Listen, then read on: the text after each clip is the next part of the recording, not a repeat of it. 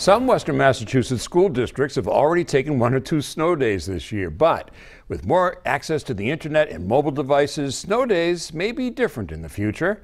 22 News reporter Taylor Knight found out what people think of the possible end to traditional snow days. Having an unexpected day off can make anyone excited, especially children getting the day off from school. But many schools now give students internet-connected devices that can be used at home. So, could this mean the beginning of the end of traditional snow days? Some people don't think so. I think they should get snow days. I think the kids like having a day off once in a while. I know I did when I was in school. Some school districts in Western Massachusetts have started using blizzard bags. Students take home work to do to replace the work they would have missed on a snow day.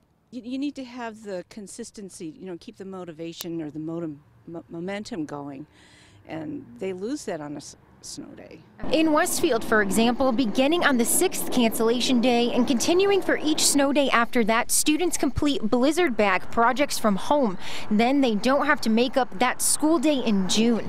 The Westfield School District said teachers can check email from home and respond to questions. In Southwick, Taylor Knight, 22 News.